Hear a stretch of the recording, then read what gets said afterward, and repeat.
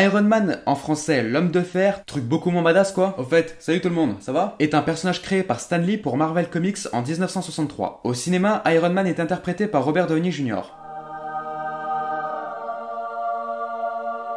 Wow. De base, le personnage a été dessiné par Jack Kirby puis ensuite par Don Heck, et l'histoire de ce super-héros a été écrite par le frère de Stan Lee, Larry Lieber. Une histoire un peu longue et un peu bizarre des fois, et c'est justement le sujet de cette vidéo. Je vais vous raconter l'histoire de Iron Man.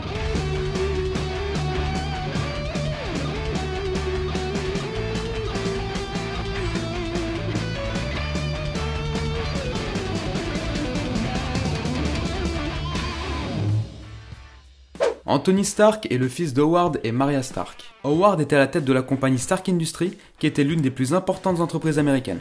Ce dernier envoya son fils à l'internat à l'âge de 7 ans dans l'espoir de l'endurcir, mais au lieu de se lier avec les autres élèves, Tony tomba amoureux des machines qu'il pouvait contrôler ou réparer.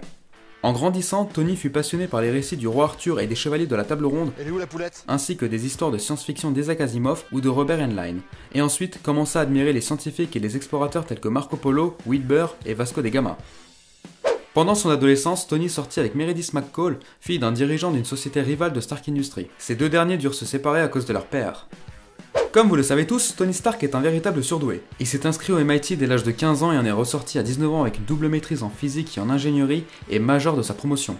Par la suite, Tony commença à travailler dans la compagnie de son père, mais malgré ses talents d'inventeur, l'ingénierie et la gestion des affaires de l'entreprise familiale ne l'intéressaient pas.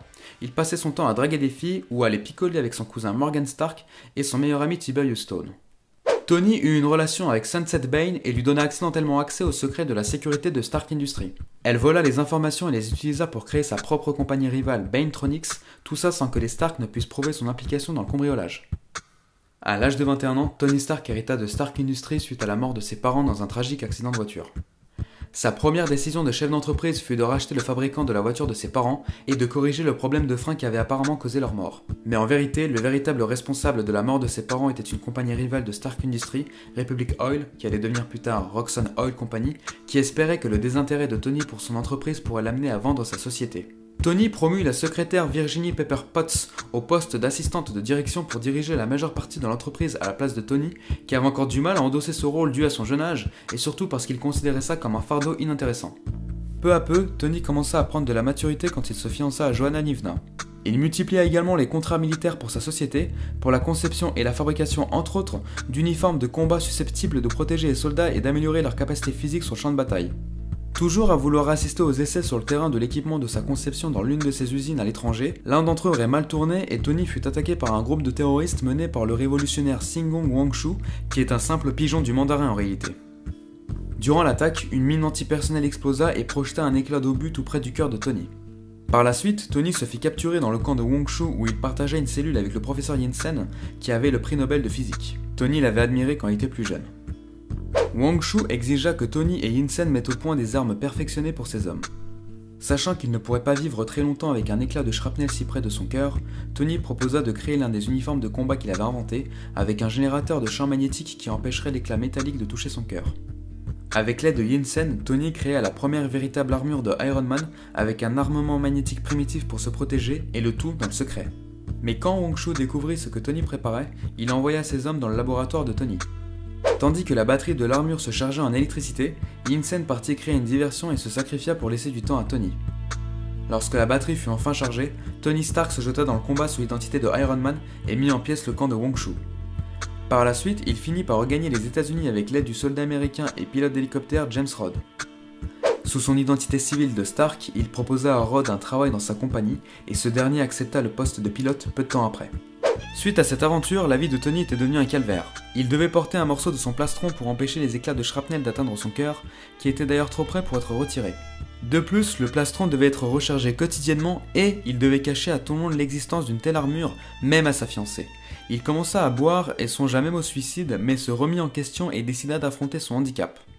Tony avait envisagé de commercialiser l'armure de Iron Man, mais finit par y renoncer, redoutant ce qui arriverait si l'armure se retrouvait entre des mains criminelles.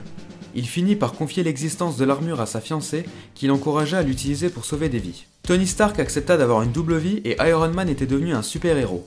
Réalisant que Tony s'épanouissait dans son rôle de super-héros qui n'était pas compatible avec une vie de famille, Joanna mit un terme à leurs fiançailles. La réputation de Iron Man grandissait de plus en plus, devenant l'un des principaux super-héros des États-Unis, mais Tony remarqua que son armure effrayait les personnes qu'il cherchait à protéger. Du coup, il décida de repeindre son armure d'une couleur dorée inoxydable. Tony prit en maturité, il développa ses talents de redoutable homme d'affaires et réussit à étendre davantage l'influence de Stark Industries.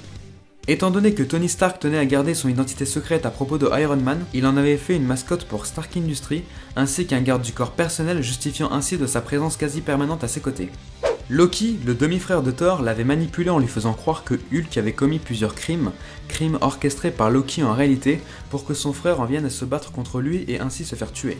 Iron Man, Hank Pym alias Ant-Man ainsi que la Guêpe intervinrent et découvrirent la supercherie de Loki. Les 5 héros décidèrent de réunir leurs forces pour vaincre Loki et Ant-Man suggéra de rester ensemble comme une équipe sous le nom des Vengeurs ainsi donc des Avengers.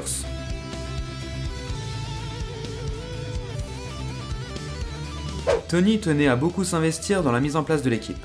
Il commença par financer les super-héros avec sa propre fortune, puis ensuite avec la fondation Maria Stark, une organisation caritative consacrée au financement des plus puissants héros du monde. Tony fournit également le manoir familial de Manhattan pour tenir lieu de quartier général des Vengeurs, avec un majordome du nom de Edwin Jarvis, qui travaillait depuis très longtemps pour la famille Stark, qui allait rapidement devenir indispensable.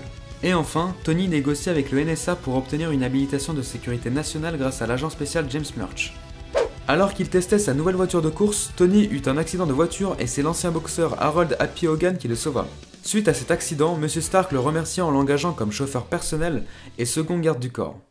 D'ailleurs, Happy avait le béguin pour Pepper Potts, qui elle avait le béguin pour Tony, qui lui aussi était fortement attiré par elle mais s'interdisait toute relation amoureuse à cause de sa double vie de super-héros. Tony Stark allait régulièrement se battre contre un ancien scientifique de Stark Industries, Gregor Shapanka, qui avait été renvoyé pour vol sous l'identité de Jack Frost, puis ensuite sous l'identité de Blizzard, qui était capable de produire un froid intense.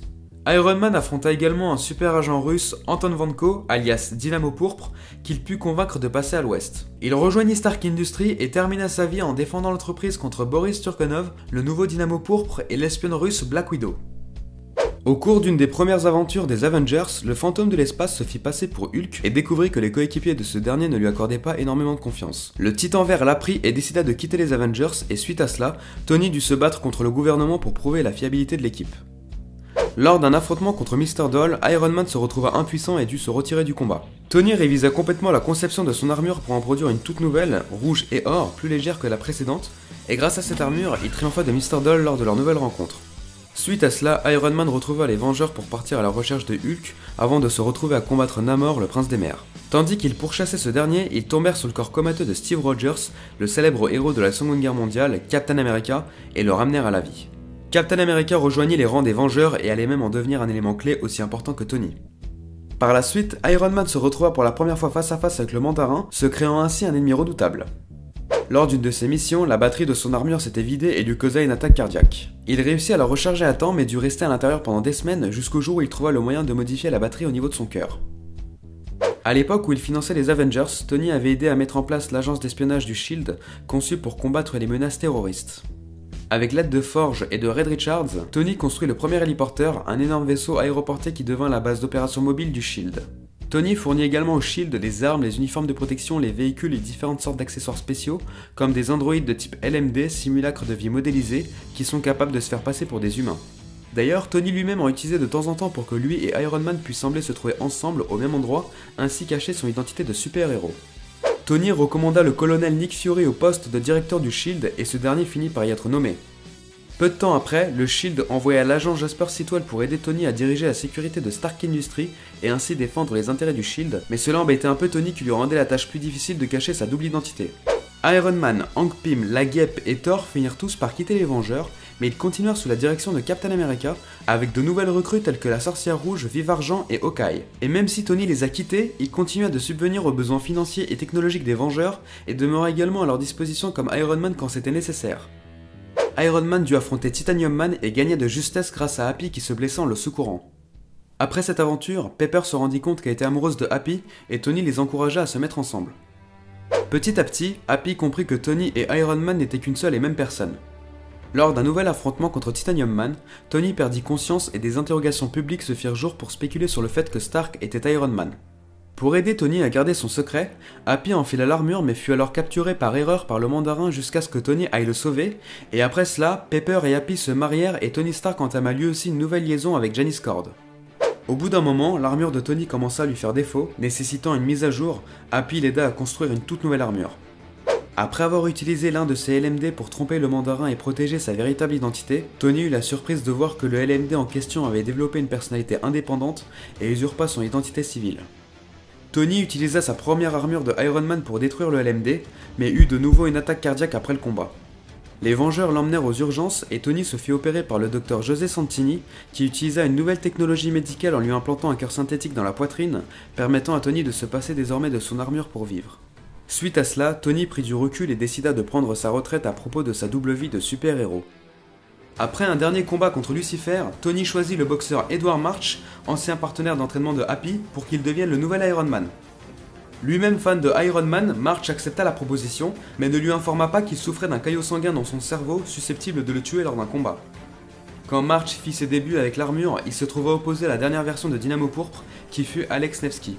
March manqua de peu de mourir durant leur duel et Tony, en apprenant ses problèmes de santé, fut contraint de reprendre l'identité de Iron Man pour lui porter secours. Pendant leur combat, Tony et Nevsky furent tous les deux attaqués par Titanium Man et la petite amie de Tony, Janice Cord, fut tuée lors des échanges de tirs. Tous les deux amoureux de la jeune femme, Nevsky et Tony se reprochèrent mutuellement sa mort. Après avoir été le principal témoin de l'impact que les armes fabriquées par son entreprise avaient eu sur des vies innocentes, Tony se résolut à abandonner complètement l'armement et se tourna désormais vers la conception et la fabrication d'éléments électroniques et l'ingénierie informatique. Sa compagnie s'étendait tellement à travers le monde que Tony rebaptisa la société du nom de Stark International pour refléter cette évolution. Le Shield était frustré du renoncement de Stark à l'industrie de l'armement, ce qui les força à se tourner vers des entreprises de qualité inférieure pour se fournir. Tony se lia d'amitié avec l'ingénieur Kevin O'Brien et lui révéla sa double identité. Il conçut alors une seconde armure pour Kevin qui prit la double identité de garde, mais lorsque ce dernier enfila l'armure, un dysfonctionnement dans les contrôles cybernétiques déclencha des troubles mentaux chez l'ingénieur, le poussant à détester Iron Man. Tous les deux s'affrontèrent et Tony tua accidentellement Kevin.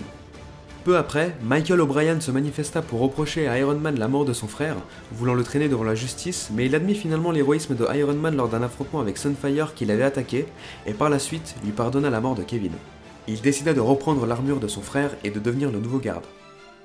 Après l'implication des Vengeurs dans la guerre entre les Kree et les Skrulls, Iron Man décida de réunir Monsieur Fantastique, Flèche Noire, le Professeur Xavier, le Docteur Strange et Namor afin de fonder les Illuminati, une organisation secrète visant à superviser et diriger la communauté héroïque, et tombèrent d'accord pour un partage mutuel d'informations relatifs aux menaces susceptibles de peser sur la Terre. L'industriel rival de Tony, Justin Hammer, conçut un appareil qui lui conférait un contrôle limité sur l'armure de Iron Man et réussit à tuer publiquement quelqu'un avec l'armure. Iron Man était vite recherché et l'armure confisquée, Tony quant à lui se fit entraîner par Captain America dans diverses techniques de combat à main nue afin de pouvoir laver le nom de Iron Man sans utiliser son armure. Il découvrit que Hammer dirigeait une île artificielle privée remplie de criminels, tous à son service. Tony triompha de chacun d'eux puis captura l'un des meilleurs scientifiques de Hammer afin qu'il témoigne pour innocenter Iron Man, mais cependant Hammer restait hors de toute atteinte aux yeux de la loi. Suite à tout ce stress causé par Hammer et le Shield qui lui mettait la pression, Tony recommença à boire de plus en plus, mais ses amis l'empêchèrent de succomber à l'alcool. Repartant sur de bonnes bases, Tony démasqua les activités criminelles de la compagnie d'Edwin Cord, la Cord Co, et provoqua sa ruine avant de la racheter pour Stark International. Tony commença ensuite à développer d'autres armures de Iron Man un peu plus spécialisées, dont une armure furtive et sa première armure spatiale.